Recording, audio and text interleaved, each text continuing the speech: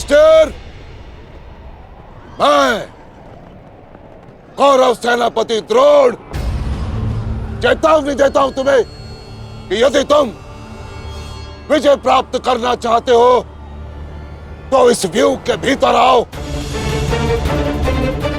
और यदि तुम इस व्यू को तोड़ने में सक्षम रहे तो हम अपनी पराजय स्वीकार कर लेंगे,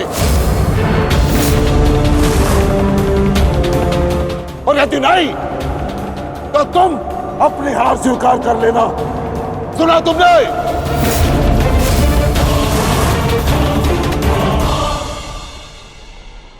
आचार्य द्रोण, हम अवश्य ही इस चक्रव्यूह को ध्वंस कर देंगे।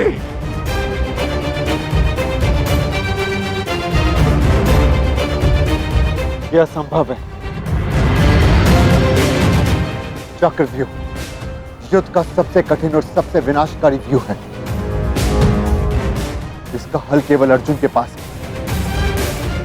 यह आचार्य द्रोण की योजना थी, इसीलिए अर्जुन को युद्ध भूमि से दूर किया गया।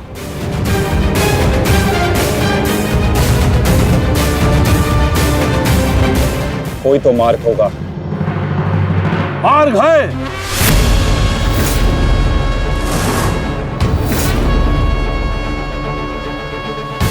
मैंने भी उसी आचार्य भारद्वाज से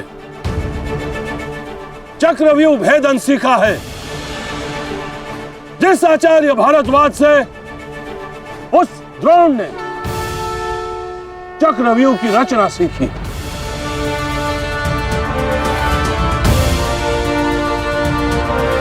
इस चक्रव्यूह का भेदन मैं करूंगा।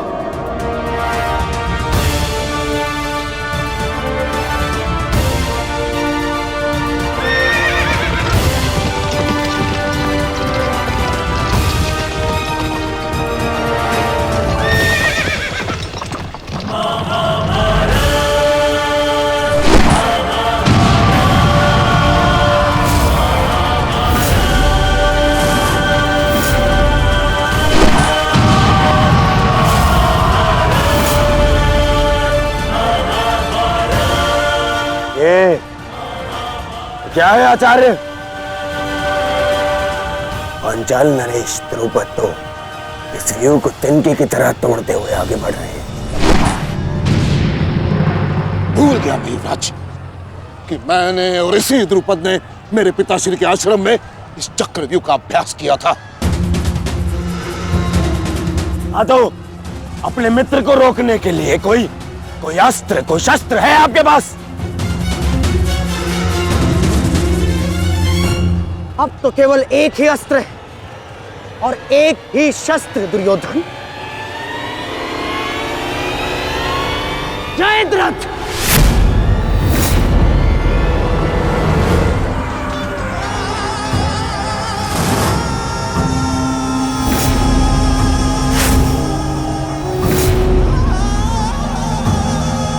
जयद्रथ, कदाचित द्रौपदी के पतियों द्वारा किया गया अपमान भूल गए हो तुम, इसीलिए द्रौपदी के पिता के समक्ष उपस्थित हुए हो। आज द्रौपदी के पति हो या उसके पुत्र, कोई मुझे नहीं रोक सकता।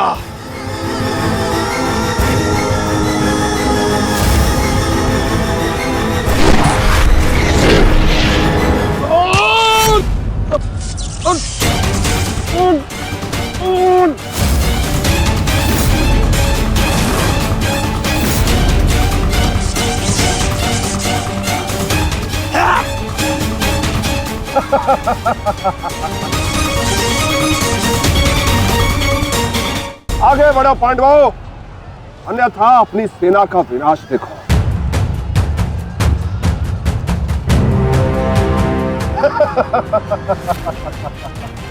शेष पिताश्री, मुझे आज्ञा दीजिए। मुझे चक्रव्यूह के भीतर प्रवेश करने का मार्ग ज्ञात। मैंने पिताश्री से सुना था कि ये मैं कर सकता हूं। नहीं अभिमन्यु, मैं तुम्हें इसकी अनुमति नहीं दे सकता। धर्मराज ठीक कह रहे हैं। आचार्य ने कुछ सोच समझकर ही इस व्यू की रचना की है। अब इसे शक्ति का सम्मिलित प्रहार ही तोड़ सकता है। मैं और भीम मिलकर प्रहार करेंगे।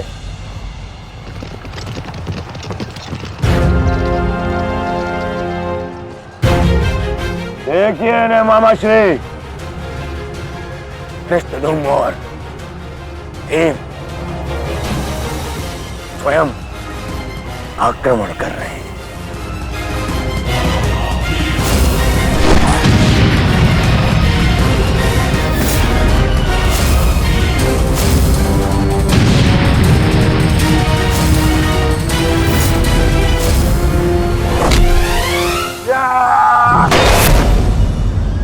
आज इनके हर एक प्रहार का उत्तर है जयद्रथ।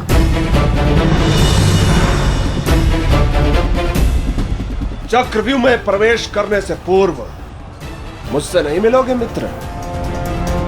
स्मरण है ना 5 चोटियां? आज उसी के प्रतिकार का दिन है। प्रभु, मैं चाहता हूं कि युद्ध भूमि में किसी एक दिन सभी पांडवों पर विजय पा सकूं। सब पांडवों पर विजयी होने का आशीष नहीं दे सकता जयद्रथ, क्योंकि अर्जुन को मैंने पशुपतास्त्र दिया। मेरा ही वरदान मेरी ही शक्ति को छीन नहीं कर सकता। इसलिए केवल अर्जुन को छोड़ जिस दिन तुम चाहोगे शेष संसार के समस्त योद्धाओं के समक्ष तुम अपराजय रहो। आगे बढ़ो भीम, आज मेरी गदा का स्वाद भी चक्कर देखो।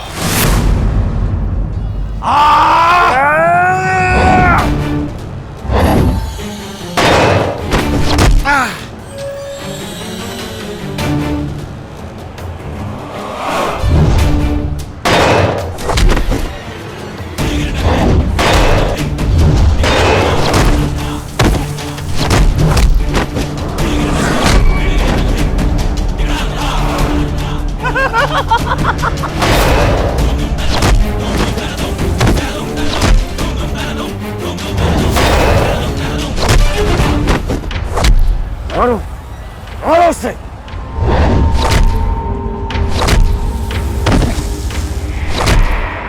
ताजश्री, आप ऐसा कैसे होने दे सकते हैं? ताजश्री भीम और मामा दृश्यद्युम्न में शक्ति है, परंतु चक्रव्यूह को शक्ति से नहीं युक्ति से तोड़ा जा सकता है। मुझे आज्ञा दीजिए। नहीं पुत्र, भविष्य के लिए वर्तमान को दांव पर लगाया जा सकता है, परंतु वर्तमान के लिए भविष्य को खोया नहीं जा सकता। एक दांव लगाने के दोष के कारण मैं आज इस महायुद्ध में खड़ा। मैं दूसरा दांव नहीं लगा सकता अभिमन्यु। परंतु आज यदि चक्रव्यूह को तोड़ा ना गया तो हम ना केवल हार जाएंगे, बल्कि मेरे पिताश्री का सर भी झुक जाएगा। आपने वो दांव लगाकर सर झुकाया था और मैं ये दांव खेलूंगा अपने पिताश्री का सर ऊंचा रखने के लिए। मैंने उन्हें वचन दिया था कि युद्ध भूमि में शत्रु को उनकी कमी अनुभव नहीं होगी, और मुझे शत्रुओं को वीर अर्जुन के रक्त का तेज दिखाना है। इसीलिए आज्ञा दीजिए ताजश्री, और फिर मैं अकेला कहाँ हूं? चक्रव्यूह में मेरे प्रवेश करते ही आप भी मेरे पीछे पीछे अंदर आ जाइए। मैं मार्ग बनाऊंगा और आप चक्रव्यूह को ध्वंस कीजिएगा। सोचिए मत, समय नहीं है ताजश्री। आशीर्वाद दीजिए।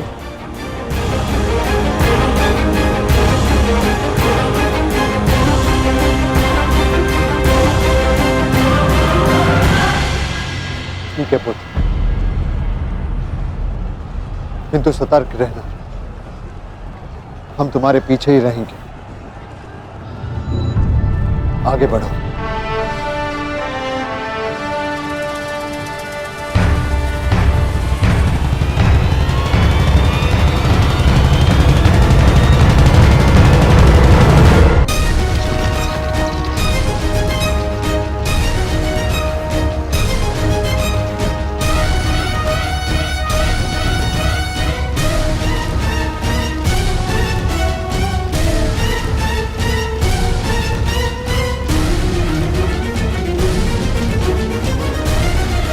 क्या हुआ मास्टर, आप रुक क्यों गए? चूंकि समय नहीं रुकता पार्थ, परंतु मानव को 2 पल रुकने का अधिकार है।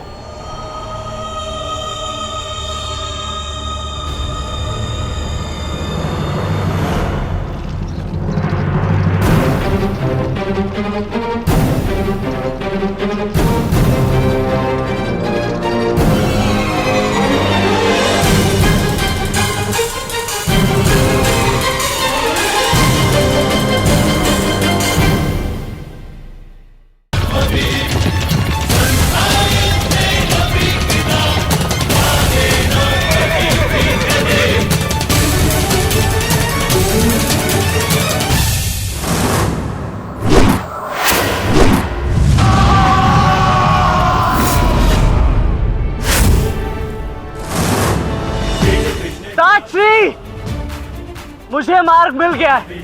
इससे पहले कि द्वार बंद हो जाए, आप शीघ्र ही मेरे पीछे आइए। सारथी, शीघ्रता करो। शीघ्रता करो सारथी, शीघ्रता।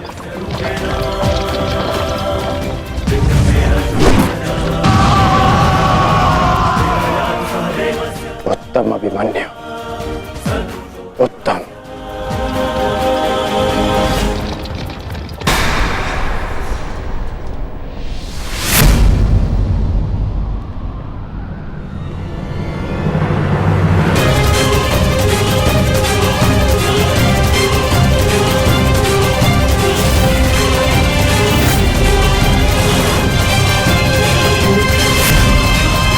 एक बार तुम्हें क्षमा कर दिया था, किंतु अब नहीं।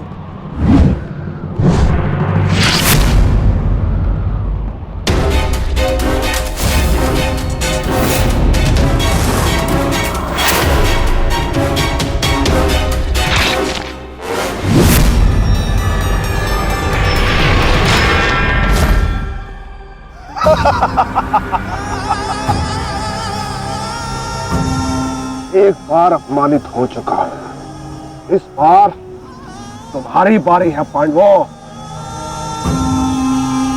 महादेव का वरदान सफल रहा। आज इस युद्ध भूमि में केवल मेरा शासन होगा, मेरा। केवल अर्जुन के अतिरिक्त कोई मुझसे जीत नहीं पाएगा पांडवों। और आज सिर्फ एक ही मृत्यु होगी।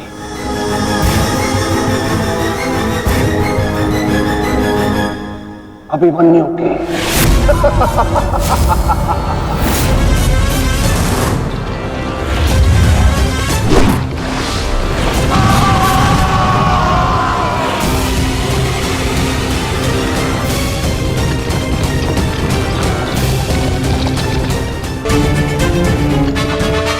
अभिमन्यु, लौट आओ, ये षड्यंत्र है।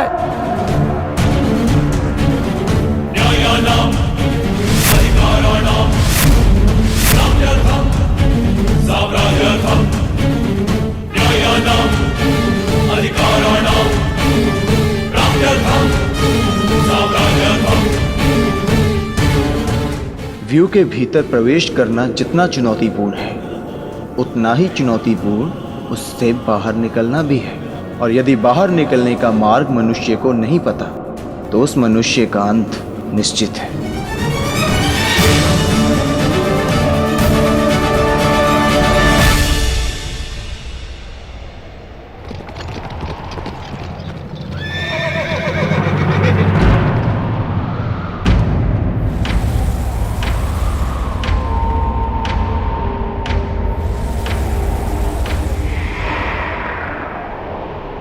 आगे बढ़िए माधव, शत्रु समक्ष है।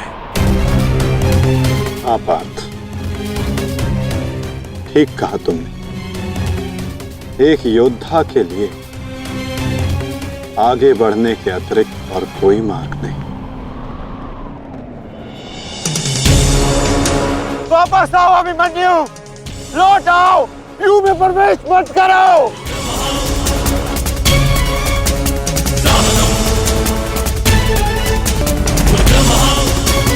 मेरे लिए अब लौटना संभव नहीं ताक्षरी। यदि हमने इस चक्रव्यूह को नहीं तोड़ा तो हम ये युद्ध हार जाएंगे और मेरे रहते ये संभव नहीं। समझने का प्रयत्न करो पुत्र, ये सब तुम्हें घेर कर तुम्हारे प्राण लेना चाहते हैं। लौट आओ अभिमन्यु, लौट आओ। एक योद्धा मृत्यु के भय से पीछे नहीं हटता ताक्षरी, वो आगे बढ़कर मृत्यु का वरण करता है। और आज मृत्यु को भी अर्जुन पुत्र के बाणों का तेज सहना होगा।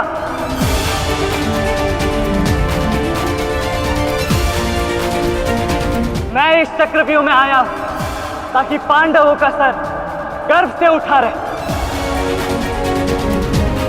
और विश्वास कीजिए ताक्षरी, यदि मेरा सर भी कट जाए तब भी आपका सर गर्व से उठा रहेगा।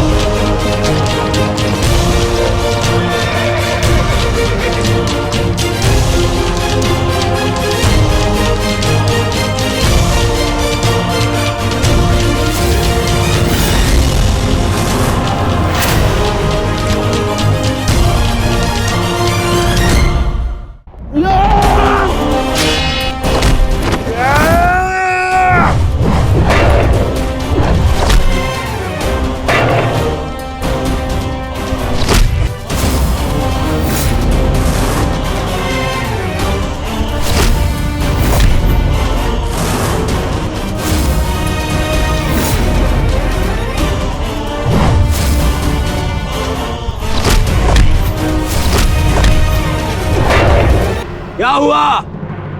इतने महारथी को देख के भयभीत हो गए? क्यों? नहीं काका श्री, अपितु ये तो सम्मान की बात है कि एक साथ इतने सारे योद्धा मुझसे द्वंद्व करने की प्रतीक्षा कर रहे हैं। अच्छा, सच में महान धनुर्धर अर्जुन के पुत्र और महानतम योद्धा वासुदेव कृष्ण के भांजे का स्वागत ऐसा ही होना चाहिए। प्रणाम स्वीकार करे आदरणीयों।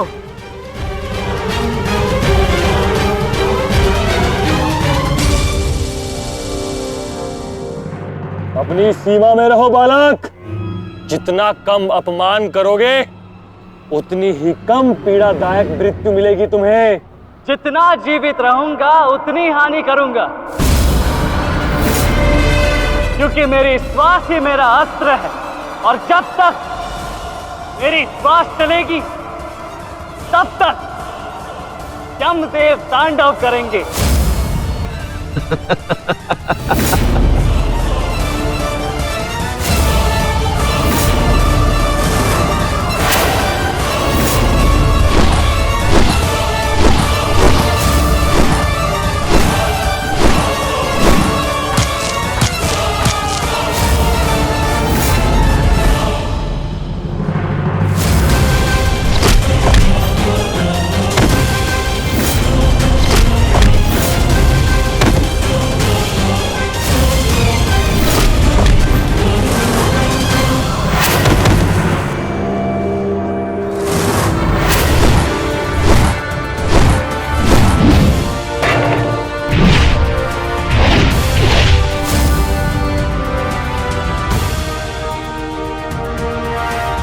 कुछ स्मरण हुआ काका श्री?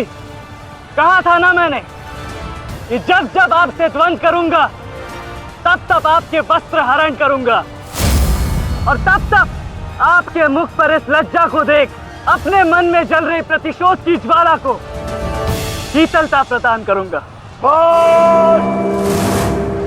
और हो गया मेरा अपमान, अब और नहीं। महारथियों, आक्रमण करो इस बालक पर।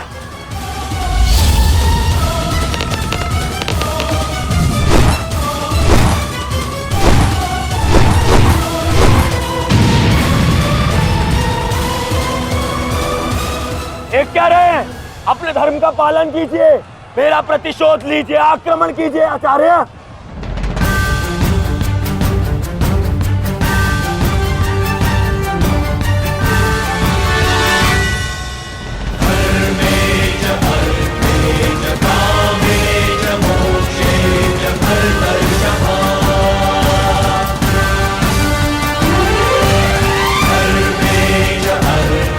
नहीं आचार्य द्रोण, ऐसा अनर्थ मत कीजिए। ऐसे अधर्म में आप कैसे सम्मिलित हो सकते हो? आचार्य, वो बालक है। रुक जाइए आचार्य, रुक जाइए।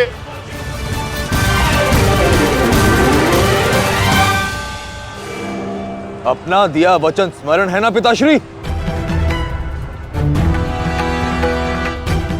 इस बालक की शक्ति इस रथ में है, जो इसे सुरक्षित की हुई है। आचार्य, इस बालक को रथ विहीन कीजिए।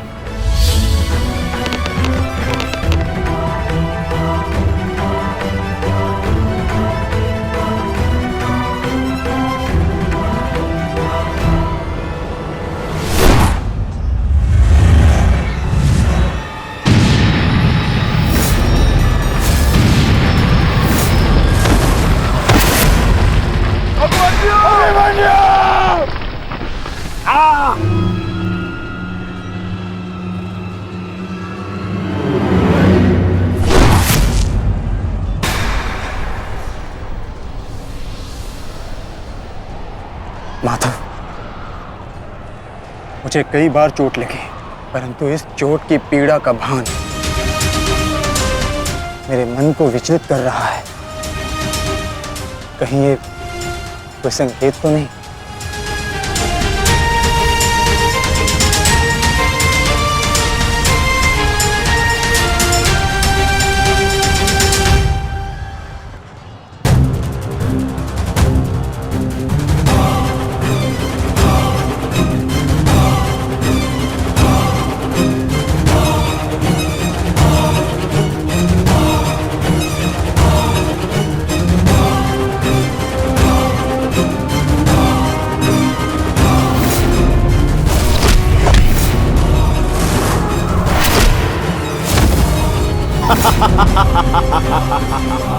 दुर्योधन, केवल आचार्य द्रोण को अपना वचन ज्ञात कराने से क्या होगा?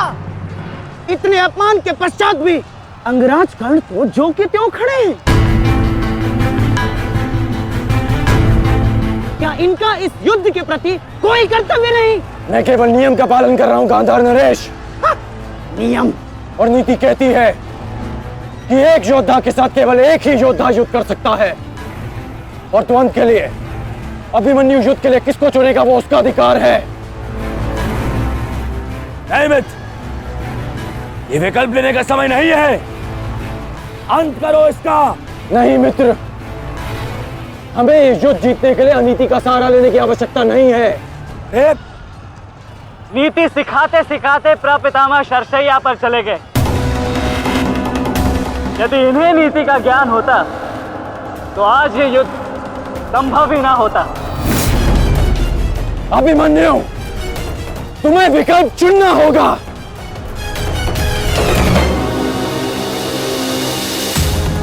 तो फिर मैं आप सबको वन के लिए चुनता हूं।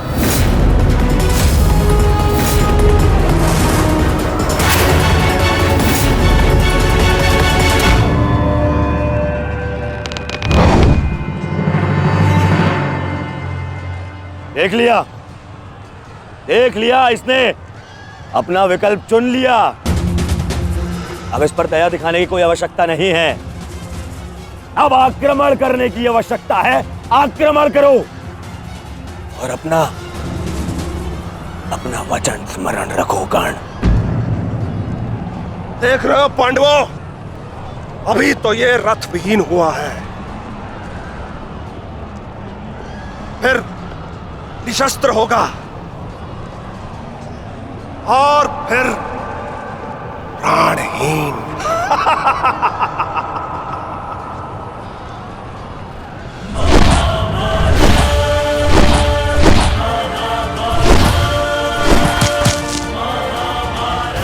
ये क्या कर रहे हो? धनुष विहीन करो इसे।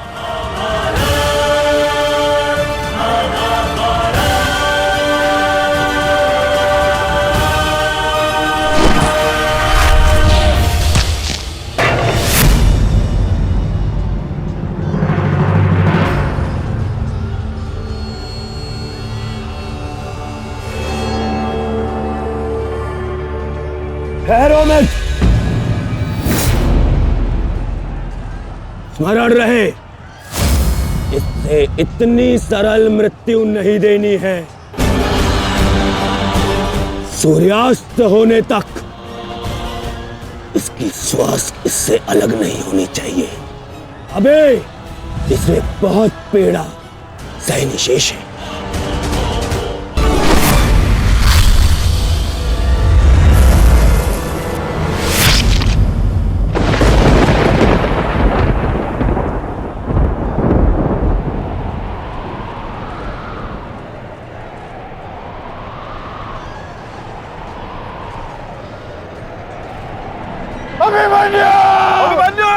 पुत्र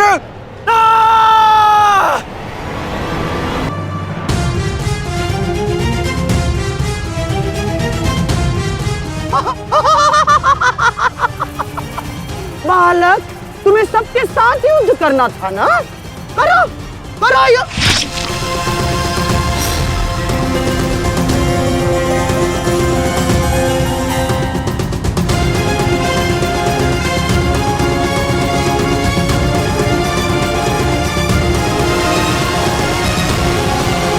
थक गए योद्धा? मेरी चुनौती अभी समाप्त नहीं हुई।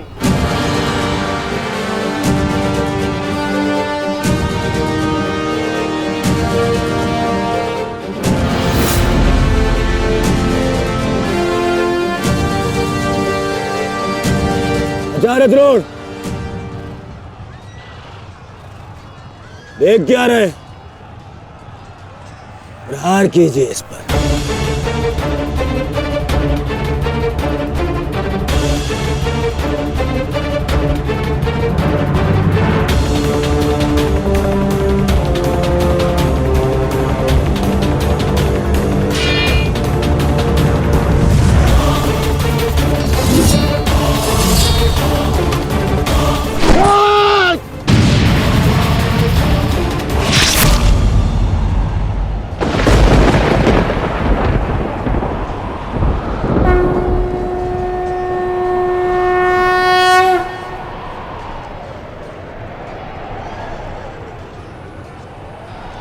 अब ठीक है ना माधव?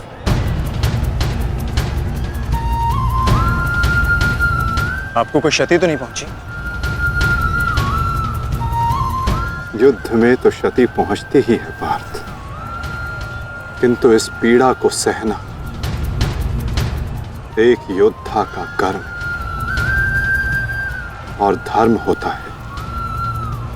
समय की मार को तो स्वयं ईश्वर भी नहीं टाल सकते। त्रिगर्ता सेना का नाश करो पार्थ।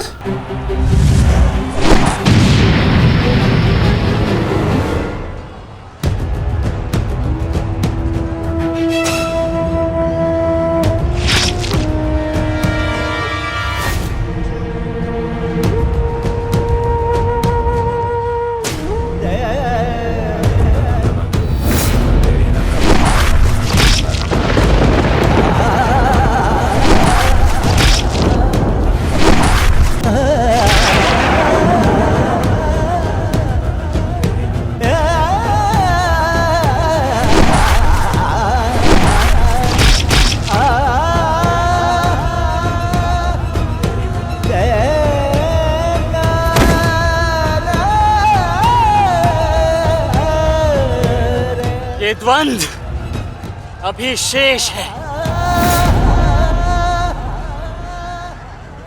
मैं महारथी अर्जुन का पुत्र हूं, महारथी भीष्म का प्रपुत्र, वासुदेव कृष्ण का भांजा। इतनी सरलता से नहीं मरने वाला। अरे ये द्वंद अभी शेष है।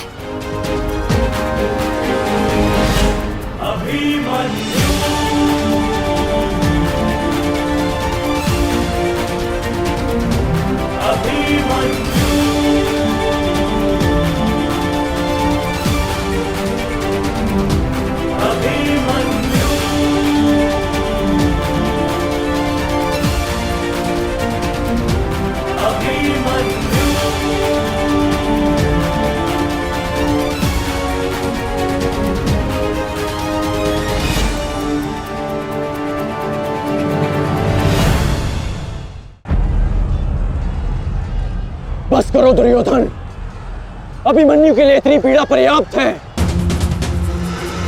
देखो इसकी दशा। अब अभिमन्यु और उसकी पीड़ा का अंत करने का समय आ गया है। नहीं, मेरे अपमान के घाव अभी भरे नहीं है। केवल मेरे आदेश का पालन करो। अभी इसकी मृत्यु का समय नहीं आया है। जीवित रखो इसे, पर प्रहार करो।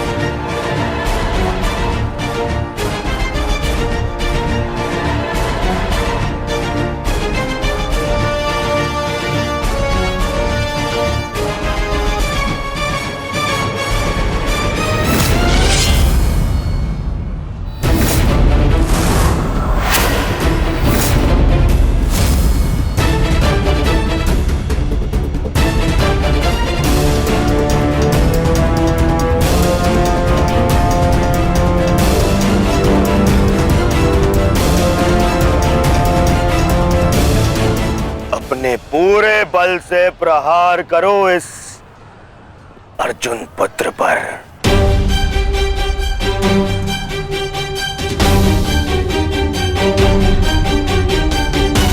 और स्मरण रहे,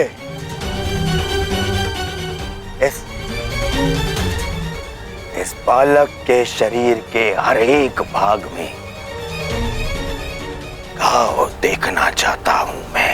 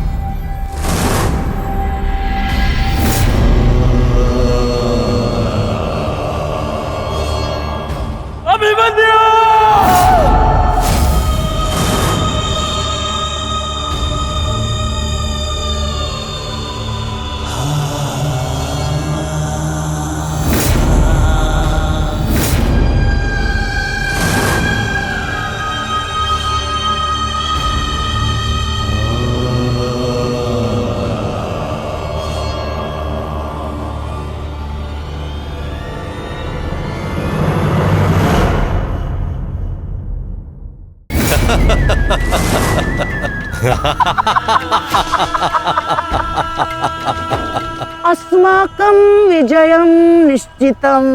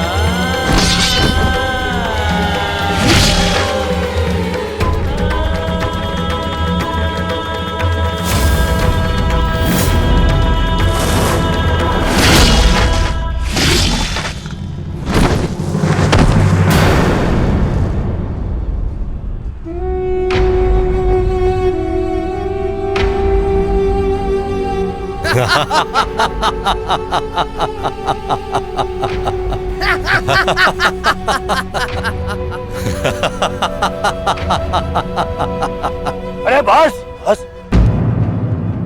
श्री दुशासन बस, मर जाएगा हैं?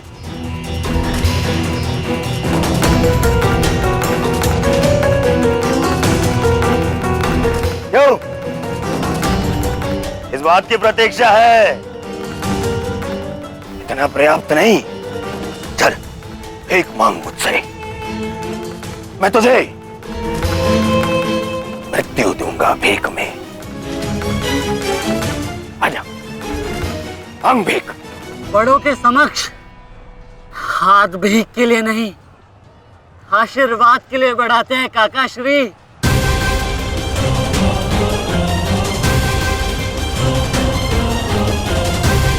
आशीर्वाद दीजिए।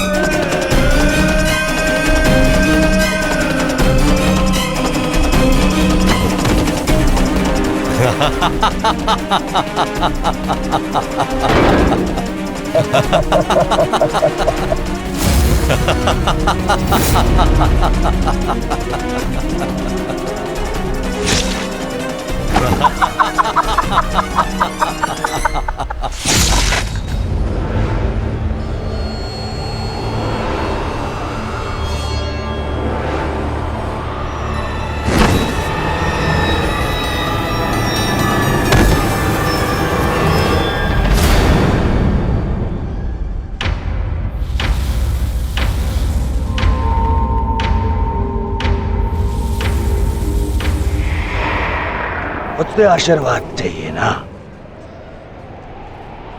तो ठीक है।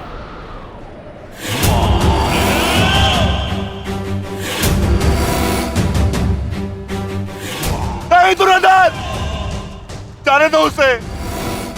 ऐसा मत करो दुर्योधन, ऐसा मत करो।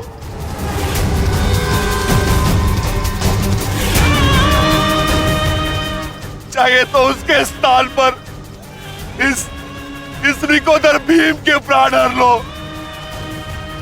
पर मेरे पुत्र अभिमन्यु को जाने दो। क्यों? मेरी पीड़ा भूल गए? तुमने दिखाई थी दया मेरे भ्राताओं पर, किंतु मैं तुम पांडवों के भांति निर्दयी नहीं हूं। ठीक, तुम्हारी विनती स्वीकार कर लेता हूं।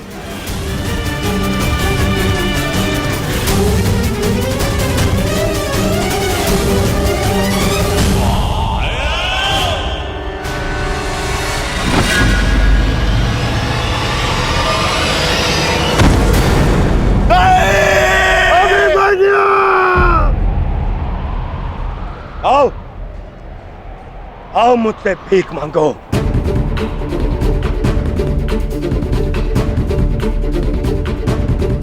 आओ बालक, आजा। आ मैं तुझे मृत्यु भीख में देता हूं। आ भीख मांग, आजा। हाँ,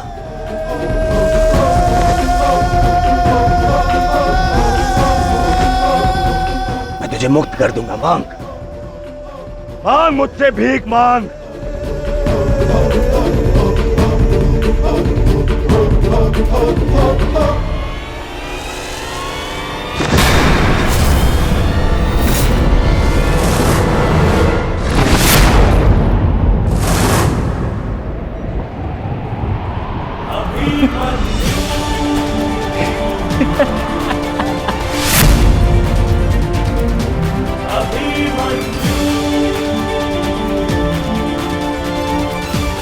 कहा था ना मैंने काकाश्री, जब जब मिलूंगा वस्त्रहरण करूंगा।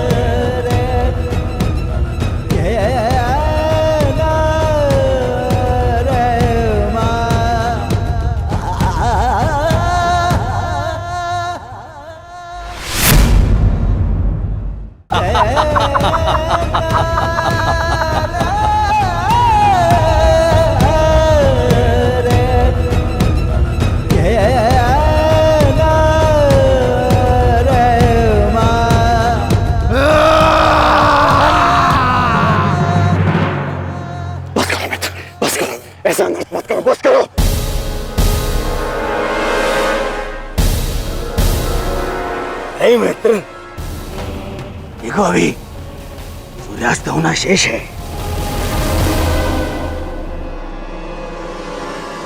और अभी इसे और पीड़ा भी देना शेष है, अभी नहीं।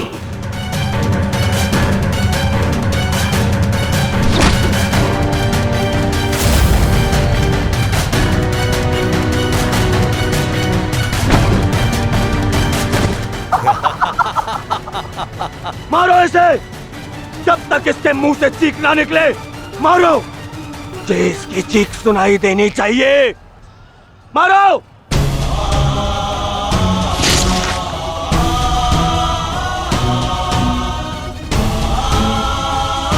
अभिमन्यु,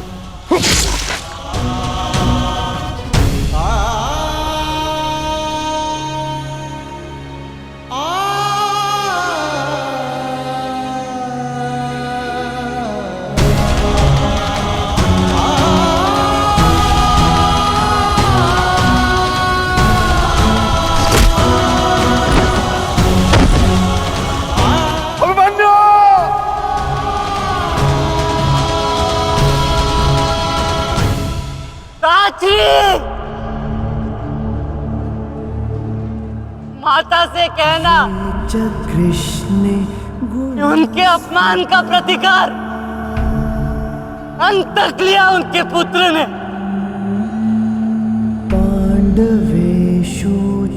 ये गुना पिताश्री से कहना कि मैंने शत्रु को उनकी कमी अनुभव नहीं होने दी।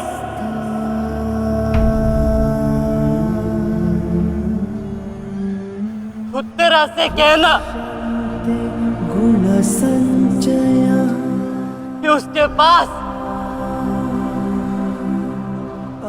मेरी संतान को सुनाने के लिए एक महान कथा है। अभिमन्यु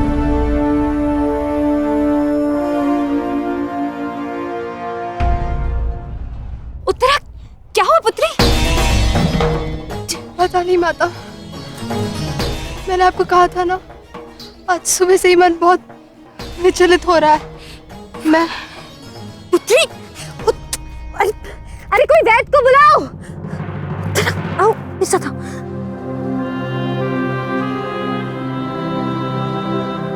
मामा श्री से कहना कि संसार में उनके चक्र का सामना कोई नहीं कर सकता।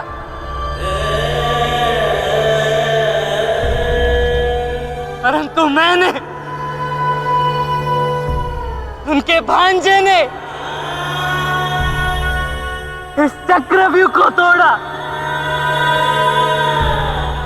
और महारथी के मान को तोड़ा।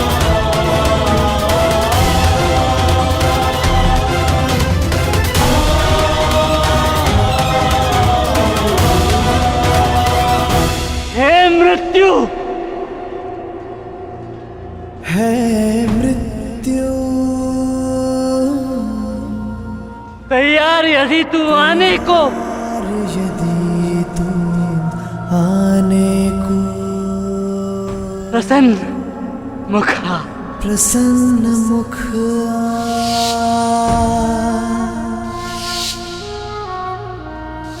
पिताश्री,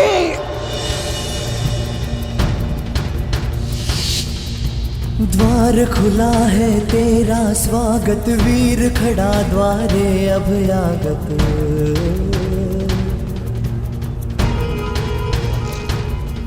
बाहें फैला के मुस्कुरा के करता अपने अतिथि का स्वागत।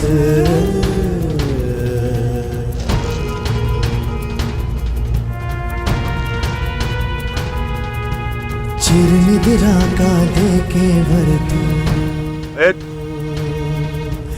कर अपने अतिथि का स्वागत, कर अपने अतिथि का स्वागत।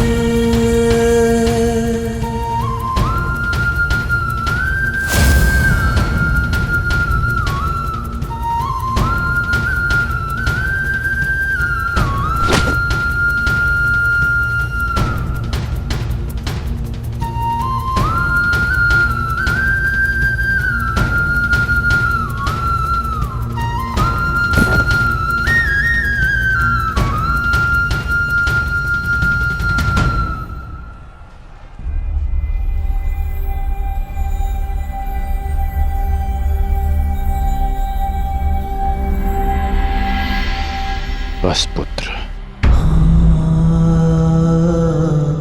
शांत हो जा।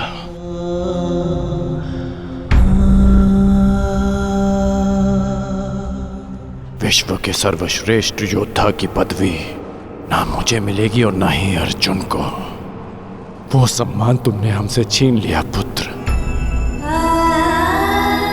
आज महाभारत हार गई, परंतु तुम जीत गए महावीर, तुम जीत गए।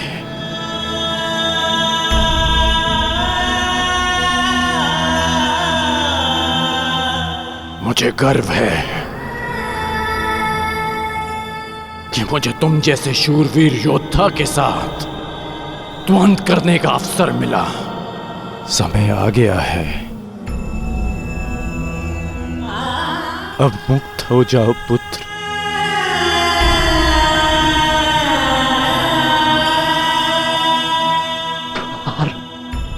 खुला है तेरा स्वागत। प्रसन्न मुख आ।